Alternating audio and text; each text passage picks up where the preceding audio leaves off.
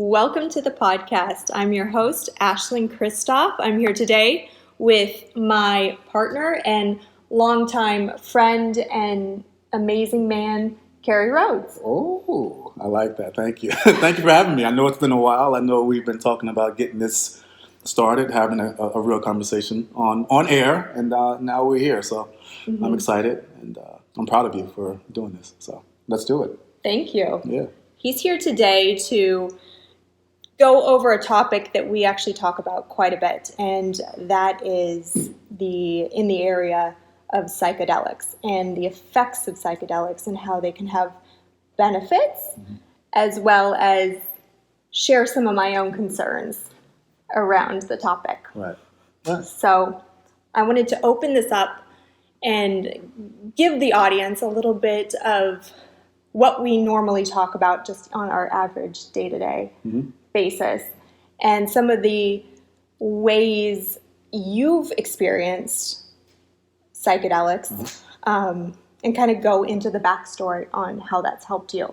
Yeah, I think we talk about it from a standpoint most of the times where I'm pro psychedelics to a certain degree, and you're not as pro psychedelics, right? So that's usually right. where we come from on this topic. I think a lot of the stuff that you talk about when we have the conversations about it being abused, I think that's number one on my list when I actually dive into psychedelics, because just like anything else, people overuse and abuse all those things. But you did it for Yeah. more from the effects of playing football and the issues that you were having around memory and things like that, correct? Yes. So my initial, I guess, my hell moment for me coming to the psychedelic world was, I mean, I had people around me that was doing it, and I had never had any interest up until that point. Never had done any, put any illegal substance in my body at the time, right? So very pure, very anti that stuff, and so just because things come to my world doesn't mean I'm going to try it. But as I saw people around me doing it and seeing the effects of how it affected them in a positive way in my mind, I got a little interest. So I dove in, started doing some research, and when I did the research, I saw that it had, positive effects for the brain. And so, having that, from my plan days, having concussions and having worry about CTE, which is chronic traumatic encephalopathy, be a problem for me. That kind of lit an interest for me. So I decided to try it, dove in from that point on, and I just saw the effects firsthand of how it made me feel. And so I'll always be a bearer of that in a positive way, because I saw I saw how it affected me personally. So it's always one of those things where, it's a tangible thing for me. It's not something I'm saying based off other people's words or other people's feelings about it. It's a personal thing for me. Right. Yeah. Right. And how many concussions did you have during your career? During my career, I mean, recorded 4. Okay. Recorded, but definitely more. So, I mean, the definition of a concussion is any light ding or sensation to your brain where it's not normal. So that can be as small as, little kids that play soccer can have a concussion just by having a header. If they're seeing stars or seeing spots that appear, that can be a concussion, right? Yeah. So in the grand totality of it, really, did I have only 4? No, I had probably more than that, but, recorded 4. Okay. And what was your route? Because I know your ayahuasca experience versus, was that what you kind of went to? Yeah, ayahuasca was the first thing. So a producer friend of mine tried it and was very, gung-ho about it. And, and when I saw them, I literally saw the transition from, person A to person B, being person B after psychedelics, and seeing how they operated. And it was a different energy. It was a little bit more positive from, coming from them. And so I saw that. And so the initial interest sparked that way, right? So I saw it. I said, okay. And so again, they brought it to me, and I was like, no. But again, after doing my own research and really diving in, I was like, this thing may actually have some benefits to it. So let me see what this is doing. And so dove in, did the research, and it just really struck a chord with me. And then after I had my first session in Costa Rica, just a game changer. One of those things where I really feel that everybody needs to experience that feeling once to get back to themselves. And I always talk about this to you. Mm-hmm. It's about getting back to yourselves. And so we have so many existential things outside of ourselves that pull us in these different ways, and we don't know who we are. And so being able to connect back with that and have that effect, it was beautiful for me. Yes. And you know and Kerry's heard my take on this so many times that we're just sitting down and getting to record it, but I do not feel that everybody should take psychedelics. I actually come from a very strong viewpoint that it can actually send someone into psychosis and have really ill effects depending upon their mental stability, their mental health, wellness. They can have some major issues. And I've experienced that, with my friends growing up and being in the world of not just psychedelics, but drugs. But I know one of a good friend of mine, he overdid it. I mean, he did so much LSD and acid and all these types of things where he never came back. And he's mentally not well and mentally insane at this point. And so I feel that there's such an idea that anybody can take anything and it's going to have that effect on them. So your experience, as amazing as it's been, maybe won't be everyone's experience. And not all of us, I mean, sometimes not all of us feel disconnected from ourselves. At some point you are. Well, when I was younger. Sure. But I think after I hit about 35 and 36 and really am the woman I am today, I've not felt that. And I've, I don't know who I'm going to be at 60, but I only can assume that I'm only going to be more in tune and more confident in who I am as a person. Not saying, and that's not everybody. And that's your own personal position. But we've also experienced going through this with my older son and his experience, going through his drug experience and the addiction element, and how Ibogaine in particular is something that can actually help with addiction. So I do have that viewpoint as well, where I do think that they can be used during certain, really serious times where there's not much else that has worked, that we can then utilize these things in that way. Yeah, it's our own personal experiences with this that we have our own takes, which is beautiful. That's how it should be. That's, you've gathered your information, I've gathered my information. I am the subject in this and you're the subject of yours. And so you have the experience of what it feels like for you to have that experience, and so do I. But we got to look at it from a grander scale, right? We got to look at it from the world right now. So from a world perspective, do most people know what they want? Do most people know who they are? You'd say no, I'm sure, because that's pretty given. So if you have this tool, if you have this medicine that can catapult you into that situation, because this medicine isn't a cure-all. It's not some, savior of men. It's not any of that. But I don't think anything is except ourselves, right? So it's not that, but it's given us an opportunity to reach these parts of us that we are scared to connect with, we're scared to share to the world, and we're scared to remember. So if it's giving you that standpoint, it's giving you a view of that from the mirror of yourself, and you get to reciprocate that back to the world in a different way, in a positive way, and do it responsibly, because that's how I did it. I didn't go to a place in LA to do it where it's some hippies doing it to have fun. This is to go do it and to get better and to really do the work. Right. And I think that there is a difference between experiencing brain trauma and just wanting to connect spiritually. I really don't.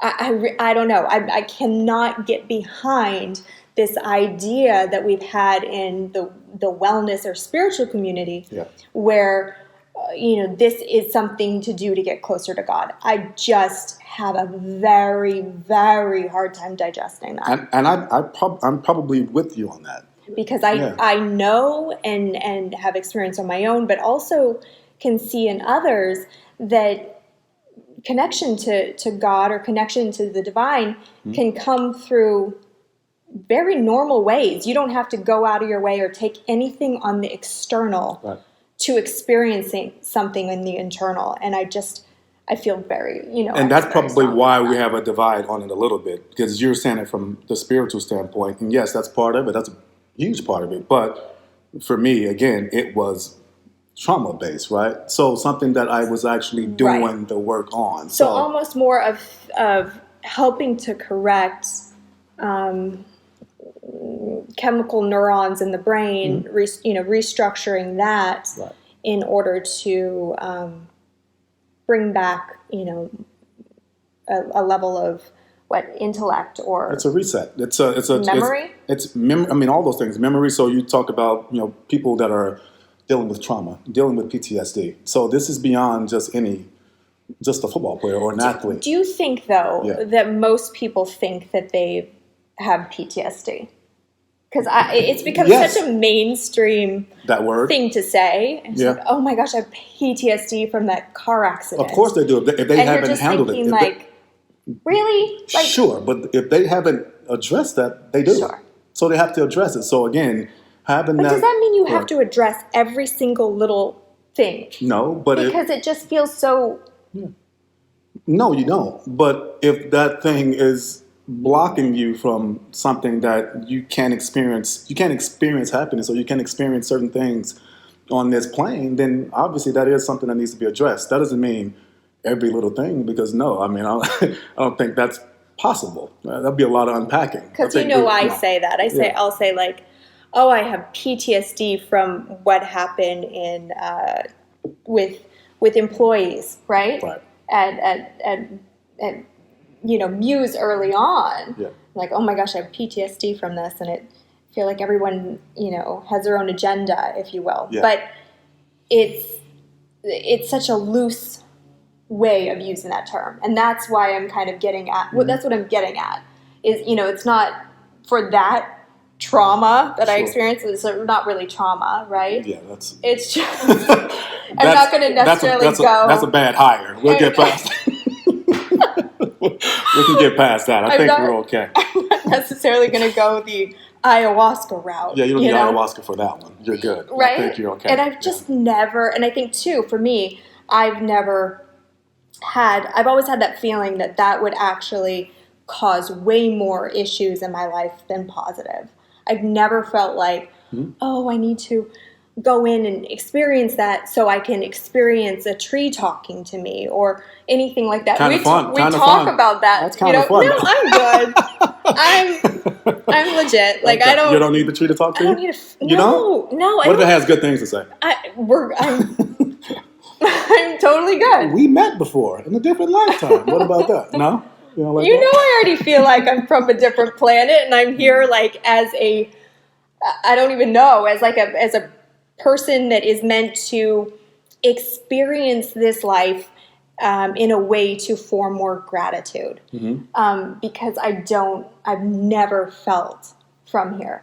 Yeah. I feel my planet, if there is one out there, is very unconditional love. So it's not, nothing here has felt normal. It's always felt, since I was very, very little, that there's this level of disappointment in humans. Mm-hmm. And I can't seem to get past the disappointment I feel in humanity. And I say that, and it's so true to me, and it speaks to my soul, because I really just expect people to have more common sense and do the right thing and just be true. Just be really honest and true humans, and it just hasn't felt that way. So it's why I don't always feel of this plane. So that's probably too why I would never feel like I need a psychedelic to experience that I'm you know, So take that. So I've had one this, in the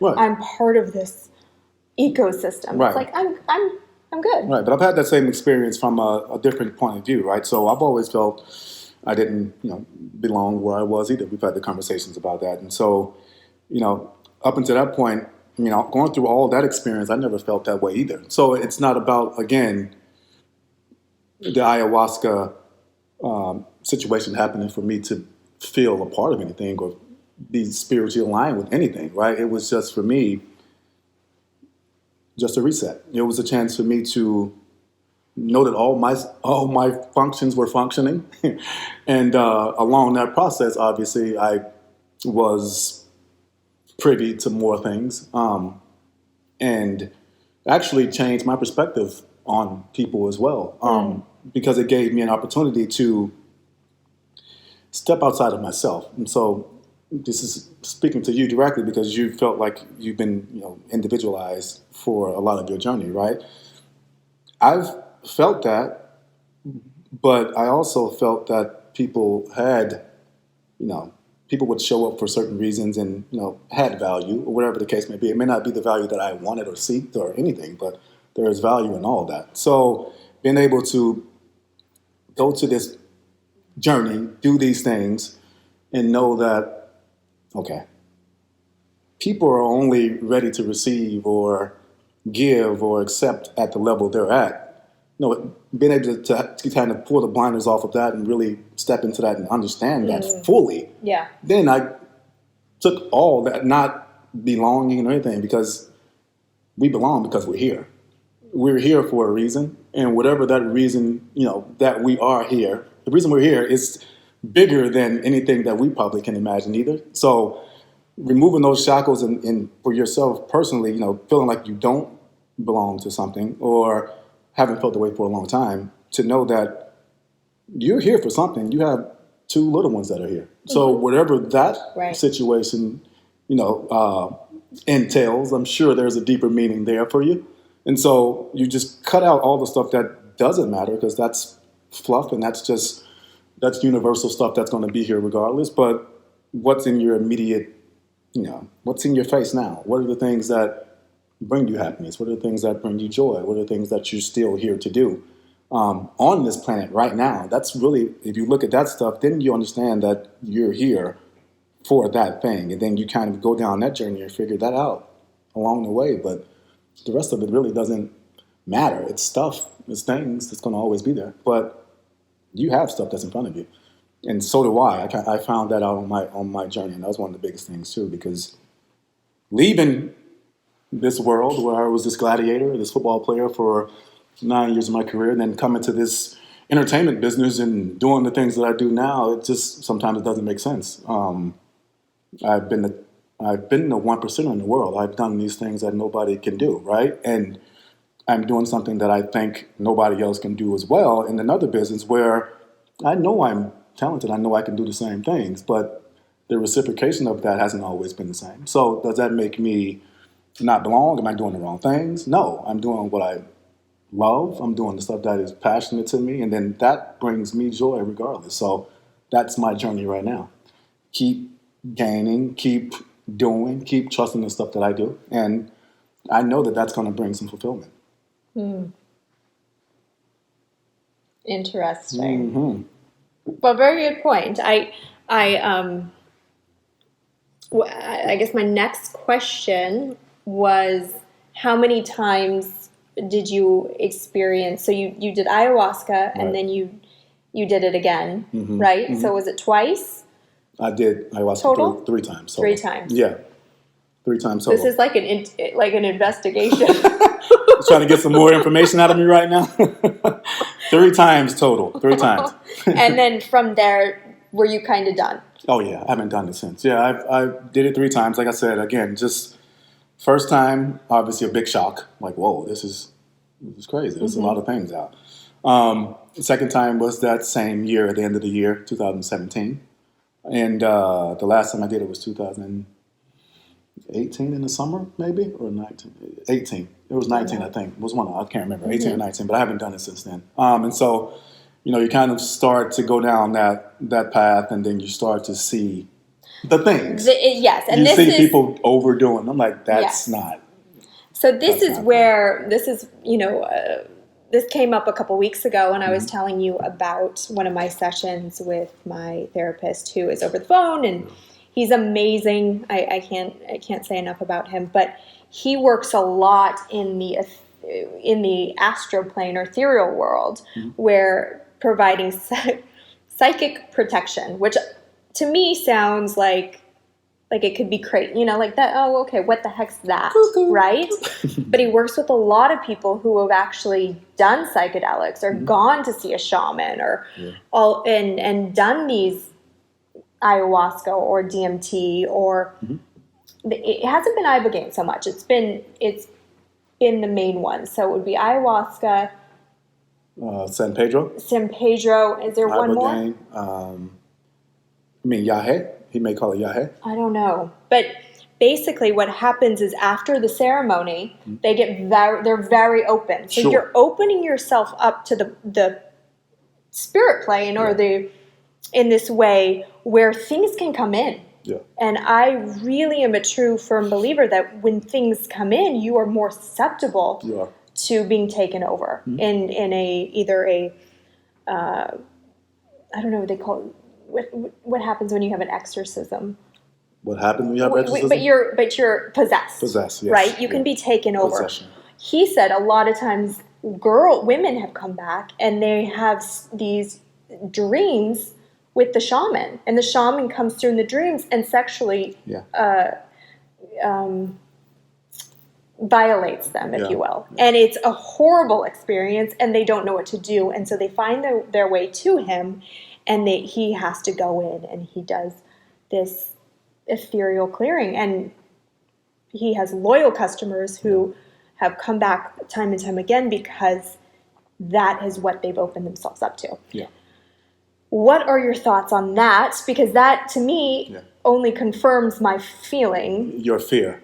My feeling. Your feeling, okay. My intuitive female feeling, or whatever, human feeling, that there are things that can come in and happen when you become so open. I mean, I remember when I was doing so much Kundalini and I was so open and just this light of energy, right? But it didn't mean that I was attracting that back. It meant a lot of times the brighter you are, the darker you will attract. Yes. And so you would pull in these situations that would be shocking. If you like, what? Yeah. How is that? How is this happening? Mm-hmm. I've done all this work. I've done all this clearing. What the hell is happening, right? And then it would be a situation that would be so, like, opposite of where I was. Mm-hmm. And I always feel it's because the brighter you are and the shinier the object, sure, the stronger you're going to attract that. Yeah, light and dark, right? That vampire energy. Light and dark. Very, very much a thing. And that's, talk about how sexualized that world has become in general, right? So it's that energy anyway. You know how I feel about that. And so if you're not choosing the people you're sitting with, and you don't know these people, and you don't trust these people, then all those things are on the table. There are a lot of... What happens even if you do trust them?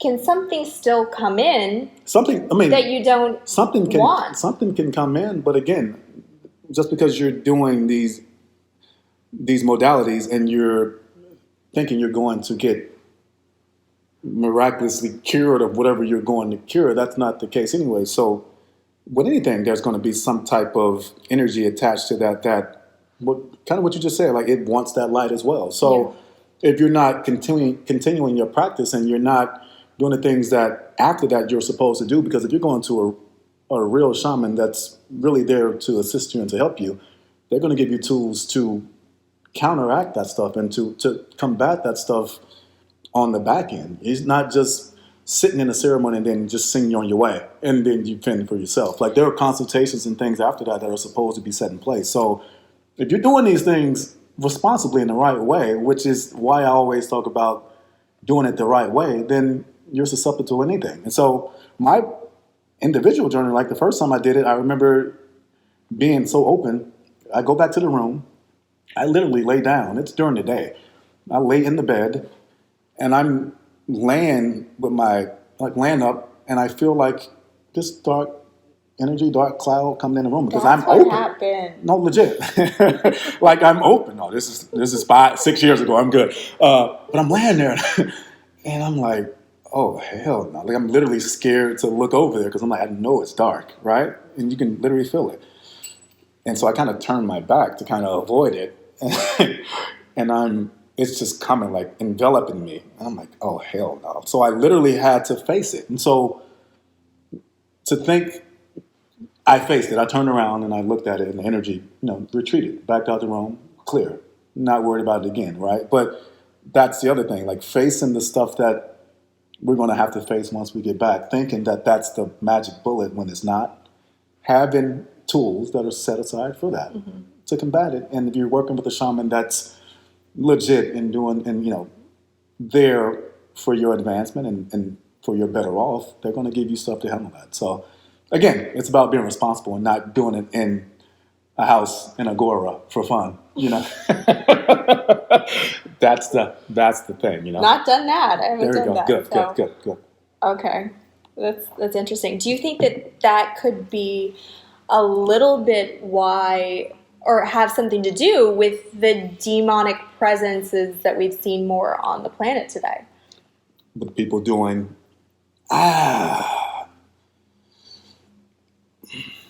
if they're not doing it responsibly, there is a possibility.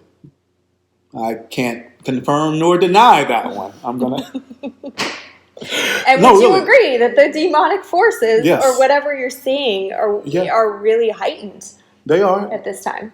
Yes, they are. They are. But I mean, we know it's not just because of that, but it is aiding in that. If people aren't doing it the right way, it is definitely aiding in it. Yeah. But I think there's enough responsible people out there doing these medicines that I want to believe that there's more good than bad when it comes to it. I do. Yeah. Yeah, I do. But to say it's not aiding in it at all, that would be kind of that wouldn't be responsible to say. Yeah. Yeah. I agree. I mean, there's a lot happening in just the world that is so obvious. It's no longer hidden. The dark side, or the whatever you want to call it, this kind of eerie symbolism. It's just not hidden anymore. Right it's in just your face. very present, and to think that. I remember back in the day when we were kids, and my mother was this kind of born again Christian who, she goes through phases of things. Oh my God. Very much so, religion wise, and everything was satanic, right? She would just say, "Oh, the Smurfs is satanic. You can't watch that." Really? And yeah, she would have ruined my childhood if she said the Smurfs. She ruined my childhood. If she said the Smurfs was satanic, I love the Smurfs. I mean, my favorite holiday was Halloween, right? It always was, and it wasn't because I needed to be some dark, evil thing. It was just I loved. What did you like about Halloween? Because you love it. I just liked being able to dress up and pretend to be something else for one day. And it wasn't even that I would be in full character. It was just different than a normal day. I have a really hard time with mediocrity and like mundane, same shit, and so Halloween gave you a chance to like, okay, we can spice stuff up, we can let's go out. We get to go out late. I mean, and do a little trick or treating. Role play any day. No. Can you imagine? Just like, okay, you're wearing your cowgirl outfit today. That's random, but yeah. You have a bag, Ashlan. Is that candy in there? No, I think that was part of it. I also had, my birthday. It was my birthday month. Birth month, yeah. And there was something about it that I just really enjoyed. And I was always, even during when I was a kid, I was always dressed up as like an angel or all these different really nice things. I was a black cat. That was like the spookiest. The Janet Jackson song? Yes. Yes. There you go. Kerry knows. I did a talent show. Yeah. And I did a dance to Black Cat. Yeah. But that's a side note. So I think that when I was a kid, I was really not attracted to those things, but I loved it, and I wasn't allowed. There was a point where I wasn't allowed to participate. One year she took me to a church festivity, and I was the most furious I had ever been. It was like, this is awful. It was like a hoedown, and like I was dressed up as like a pilgrim. Right. It was awful. But back then, she was just so stuck on 1980s Satanism. Mm-hmm. And I think back then, it was a big political thing, saying, people were practicing satanic rituals and all this stuff. Mm-hmm. I remember being told that on Halloween, they would snatch up a child and they would sacrifice it. Right. Yes, Really? That was happening. I don't know if that was actually happening. I think it was a fear tactic. It was a fear thing, yeah.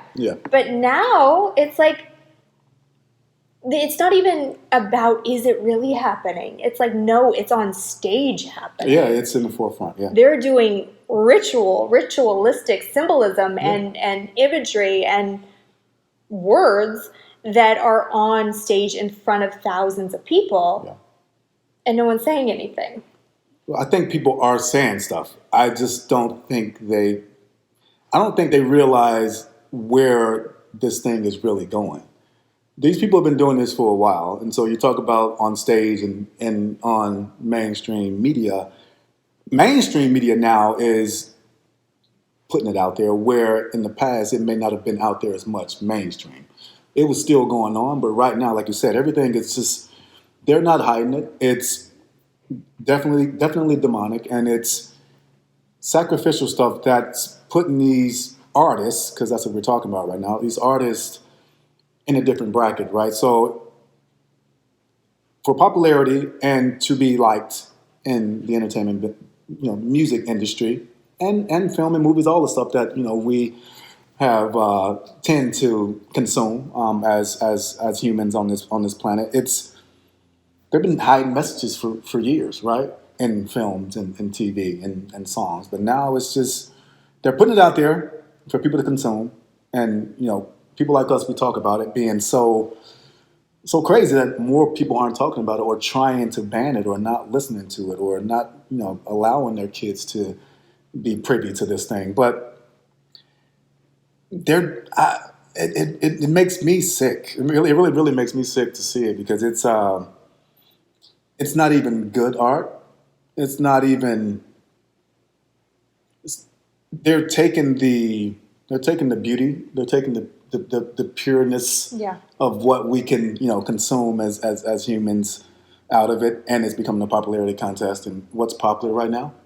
The energy that we're talking about. The darkness is giving them, it's fueling them in some way that's like I've never seen before, and it's scary because I can't even listen to it. I don't watch it anymore. I used to listen to that stuff and consume that stuff, a lot. And now I can't even do it. So I know it's reached a tipping point. Yeah. And we need to do something about it. Yeah. No, I agree. And I just think that there's so little talked about that. And that's really kind of parlaying off the idea of opening up more to the spirit world, opening ourselves up, and things kind of coming in. And I think, there's also a benefit to, there's got to be a benefit to everything. There's got to be a flip side to everything. I just don't know how society is moving forward with this type of art that's continuing to be created, but also, consumed at a higher level too. It's what the studios want. It's what it's what people are asking for. Not necessarily the public, but the studios. So then, who's behind the studio? What money is behind the studios? Who's controlling the marketing? Who's controlling all of this? That then is putting this garbage or whatever out there. And I'm not a born again Christian. I'm and I don't mean that in a negative way. Like, I believe in God and Jesus and all of those things, but I'm not some staunch mother who wants to control everything in my child's life either. Right. I want to be able to let him watch a show or TV or listen to music, which he loves. Yeah. My little one and my older son love music, but it's not really. What's the word? I don't even know if I want to say wholesome. It's not really as artistic as it used to be. It's not artistic at all. It's a formula now, right? You can, somebody that makes music, obviously, I mean, you guys don't know, but I mean, I make music as well, and I've made movies as well. And so there's a formula for things working, right? And so that's what the big companies are worried about. They're just worried about the formula. They're worried about the number, and they're worried about the money. And so if those things are bringing in the money and they're proven to be successful. Are they? And they are for the companies. With everything that's been going on, even with the racial, divide and them having to meet quotas for, okay, we have this amount of Asian actors and this amount of African American, and it feels so inauthentic. It is. Because it's not truly coming from a pure place of this is how we want to create this. No, listen, I mean, I'm a black actor. What? Can you see that? You see the no. You see the pigmentation in my coat?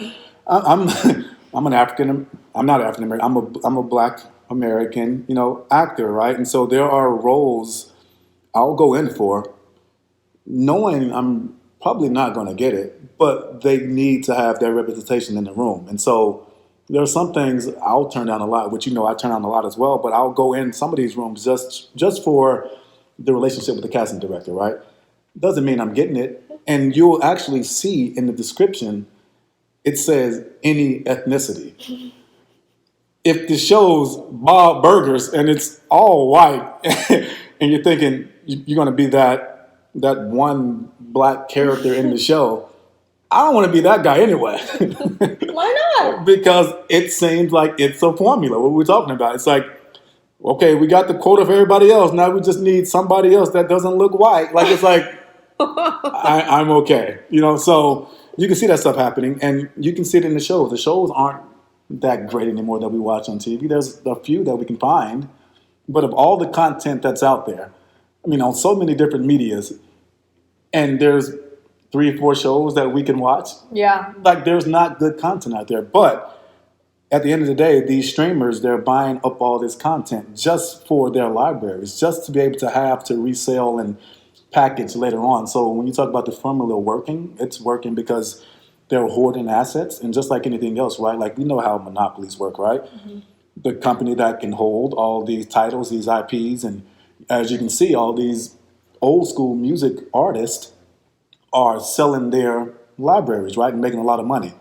They're losing their ownership, and they're selling these titles to all these big companies, for these insane amount of money, 200 million, whatever the case may be. But how much do you think that's really worth? Way more. Mm-hmm. And so they'll always be fine when you talk about the big companies and why they're doing things and why they're putting out what they put out, because the formula is the formula. And so they have that, and they'll always have that. But I feel like the formula changed. Over 2020, it went from, here to the most extreme possible change it could ever make in like 2 seconds. Well, because Amazon, right? So Amazon came in and kind of flipped that model on its head, right? They were coming through buying everything. They're trying to buy networks. They're trying to buy all these things. So when we talk about monopolizing, but did they buy a network, or they had Amazon? They're still in works with that. So that's on the that's probably on the brink. We'll probably hear that soon, because as you can see, there's an Amazon warehouse everywhere, popping up in all these different places around the world, right? Yeah, and so just like in the middle of nowhere. It's coming. Yeah, so there is there is a formula. There's things that they've been working on, and again, the assets and the IPs are the things that matter. And so I know this. One of my good friends owns a studio and has all these things and never sells his assets, never gives his IPs away without, it being his name on it and him still having control of it. So it's all about controlling the asset. And that's what the networks do. And that's why when you still see these artists, and I say the formula is the formula, you see any artist, any rap guy that follows a certain thing or any pop artist that follows a certain thing and, whatever that formula is for their company, those are the ones that are out there. Other than that, you can find the other one streaming, like myself, but you won't get that attention. So that's that. Right. Yeah. Well, there's hope.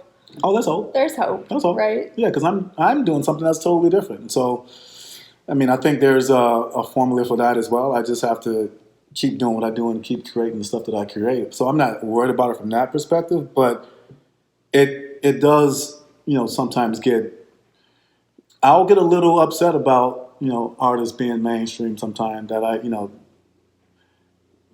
aren't really diving into the work and really, really doing something unique. Just my own personal thing, though. Yeah. Yeah. I get it. You know. I do. Why do you like that song? I do know. I know. Well, we have Harry Styles kind of on repeat in my car. Yeah. And even in Kerry's car, because Beckett is obsessed. Mm-hmm. And it's good. And it's good. No, that's the point. And I don't look at him. I'm sure he's controlled on some level for sure, but I don't look at him in the same light as I look at some of these other humans. Yeah, his isn't as dark. It isn't as dark, but I think when you talk about being controlled as an artist, I think they all are, though. Not unless if you're part of that, if you're part of the machine, yes, you are. Yeah, I think if anyone is, you are, for sure. And that's why they all, pass away so young. Okay. Is they, they're it's almost as if their souls are sucked out. It is. Right? And so at a certain point, they can't hang anymore. That's how it feels. 100%. Yeah. For sure. And there's a few rock stars and people that have held on and have been here for a long time. Mm-hmm. But the majority, it just feels like that is being a musician is one of the shortest lifespans there is. Unless you're John Williams, who, shout out to John Williams. He doesn't. My favorite great composer, but he doesn't. But he's not like performing, right? He's out there. No, I know, for he's sure. 91 doing his killing it, doing his thing like this. For sure, but he's not, and he is, because he's an artist and he is giving. Yeah. But I don't know that he's controlled. The difference being when you're actually, making the music and having an orchestra and you're controlling the orchestra. You're controlling the orchestra, right? Yeah. It's probably a lot different than you have to be a certain look and a certain age and you're controlled because you're put on stage and you're a showpiece. And your showpiece, I think it's the output, right? So the output that you have to do an hour and a half, 2 hour show is unmatched. Yeah. You can't understand it unless you've done it, right? It doesn't matter how many people are there. It doesn't matter how big it is. If you're performing for an audience for 2 hours, right, the energy that you're giving out, it's insane. And so he is orchestrating it, he's controlling it, he's getting these people to perform a piece that he's created, which is still magic. Yeah. But when you're on stage and you have to give that out to somebody where he's giving it to them and he's receiving it from them, most of the time he's not really worried about that. The audience, yeah. But you're giving to somebody that's sitting there waiting for you to give it to them. Yeah. With, there is some kind of exchange of that energy coming back and forth. That makes sense. But it's different. It's a different. Yeah. I claim, this is my claim, is that Steven Spielberg would not be Steven Spielberg without John Williams. John Williams made those movies what they are. And I will stand by that every time. Jaws wouldn't be Jaws without that soundtrack. Yeah. Indy wouldn't be Indy without that soundtrack. Jurassic wouldn't be. It just goes over and over and over again. And those two, I do believe, are like a soulmate connection where they literally are able to create the most beautiful things together. But I don't think Spielberg's movies would hold up. No, I'm with you without that. No, the soundtrack is everything to a movie. I know. For sure. And I mean, not even just the soundtrack, but the composition of all the sound effects, the score, everything that's attached to a film is what make it. I mean, the movie's the movie. Imagine watching Star Wars without any sound. You know what I mean? Like it wouldn't. Same with Jaws. I know, it wouldn't make any sense.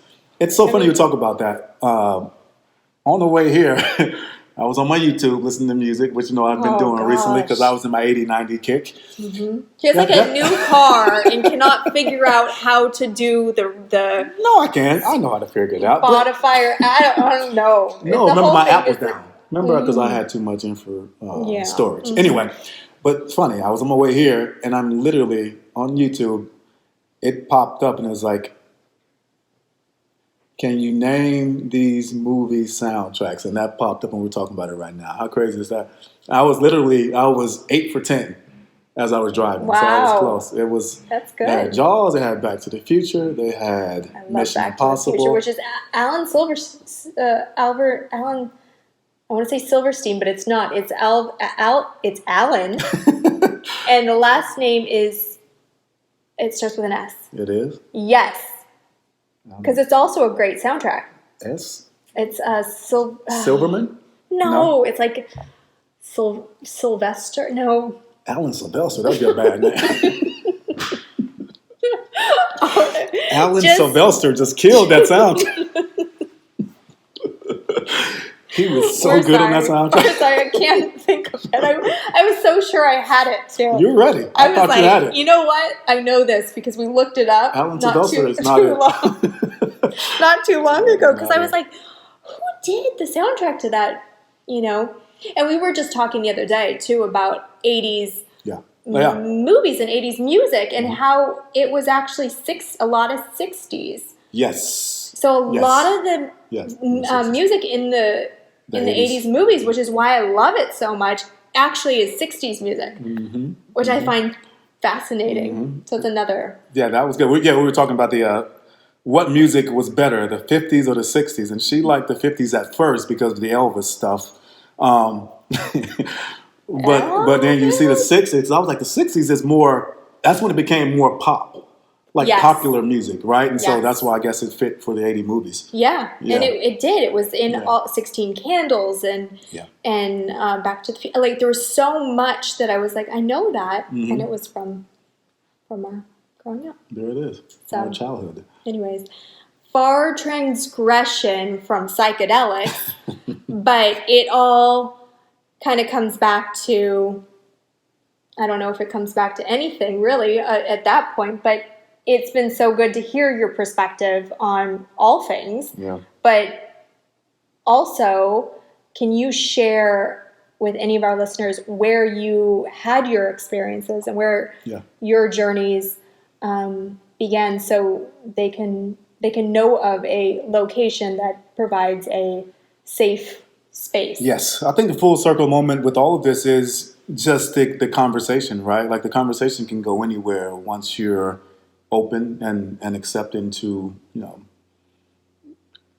all the knowledge that's out there for us to consume as humans, right? So we can go from any topic to any topic, but at the end of the day, it comes back to us and being able to listen and being able to hear each other, because we all have our own opinions, our own facts about certain things because we've gone through them. But at the end of the day, and that's what we just talked about, right? Music, all those things are forms of our own expression that we enjoy, and some people may not enjoy it the same way. So you bring all that stuff and tie it in together, and that's what we've been talking about, right, for the last hour.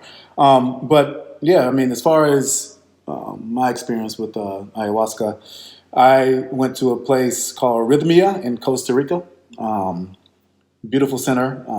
Those guys do a really good job of bringing in people that are very well vested and you can trust. So. Costa Rica, Rhythmia Life Center.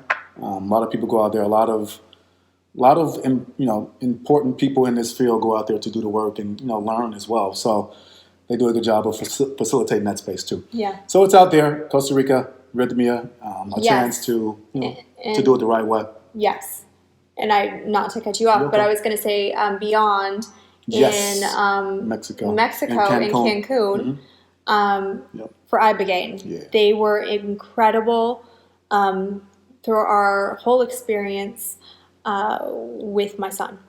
And Tom and those guys at Beyond, Tom and Talia. and Talia, they're really great and provide a space for the work to be done. For healing on the level of, especially with addiction. So with the addiction stuff being such a huge topic for our youth and for just America, especially fentanyl.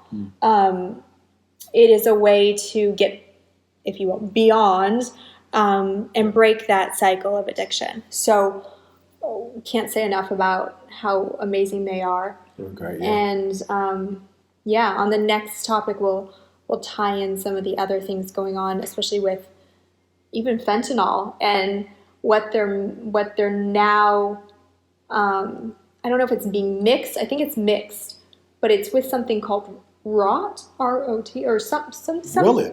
Some tranquilizer, some horse tranquilizer Really? that is causing the people who take it to become zombies. And not only just zombie-like, their bodies kind of twist. Yeah. And what it's doing is it's rotting the flesh. So when people you just get near them, all you smell is rotting flesh, and their skin starts to. Yes. Oh wow. Yes, I was just reading a whole article. I watched a video. So just something to be aware of as parents, as if you're out there in any type of way around drugs of any kind. It's just really, and I'm not like an anti-drug person. It's more that I'm really a mother who cares about what kids are experiencing, because we did not have these same situations growing up. And I know Kerry didn't do drugs growing up, but I definitely did. And it was just such a different playing field. And so now it's scary. Yeah, the drug epidemic right now, it's really crazy. It's scary. I mean, the access to these things that they have is just, it's almost like it's planned, and that's the part that's creepy as well, because, I mean, it's playing into this whole, and I know I bring Kerry into this a lot, but it's playing into this whole Pluto Aquarius kind of scenario as well, where it's kind of this, it's almost like the zombies come out. We think of it, I always thought of it as like the Night of the Living Dead is how it, and so for this to kind of show up during this time, I was just laughing because I was thinking, oh, here it is, and it's like the same timeline as the Black Plague as well. Is it? Which the Black Plague was rotting corpses being thrown over in war, being thrown over a oh gosh, what do they call those? Like there's a castle, and they have like a moat, and then they have a big wall. Yeah. So they were catapulting these rotting corpses over the wall into the town, which then spread this bacteria and started the Black Plague. Yeah. So another thing for this rotting corpse thing. And so I was like, what a crazy connection, because it's the same. Yeah. Like just the same transits. Put them out there and let them just be aware. But I would love to kind of go into more of that. We can talk about anything you want, obviously, and the next time. But yeah, I think I want to leave the people with positivity. So let's get out of that. We're not talking about rotten corpses and over the castle. We're going to throw rotting bodies over the castle, and we're going to let them eat each other. Okay, but it was happening in Crimea. It was happening in the area of Crimea where Ukraine is, where all this stuff is happening now. Right now. I mean, it was Mongolians doing it on trade route. It's crazy, the lineups of similar. Okay, but I'm gonna let you close. So the at the end of the day, guys, it's all the topics that Ashlan's going to talk about, and I think we should talk about as a whole, is always getting back bringing it back to love, right? And so I was looking at something earlier where I saw the heart of a whale, like a whale heart, right? And the whale heart was over 400 pounds, bigger than us, bigger than both of us, Where'd you right? see this? I was just doing some research, you know how I do, and I saw the heart, and they were showing all the all the ventricles, all the valves, and just how big it was, and I was like, that's a 400-pound heart. That's crazy. But then you think about how big the well is, and it's huge. I mean, it's a 10-story building floating on the water, right? It's huge. And as huge as that is, it's in this big body of water that's even bigger, right? And so we put ourselves in one situation in this moment right now. This moment is what we have. The planet, the Earth, is that ocean. It's just as big, and we aren't as physically big in stature as the whale in the ocean. But I believe that we got a chance to love each other and love on people just that hard, and to know that something as big as a whale's heart is out there, and knowing how much we individually care about the people we love and the people that we're around, and wanting to share and spread this love and this light to the world. Yeah. Let's be able to do that, and if we combine that together, right, that's almost 400 pounds, right? I mean, I know we're light. I'm 220. You're 100 and something, so it's close. And so, being able to do that in pairs is what I'm saying. Like, it's not a singular journey. It's a journey of having like-minded people on that path with us to share that love, and so combining that heart chakra and opening it up to the world is such a beautiful thing. And so let's give more of that. Let's be more of that. Let's be more light. Let's be more love.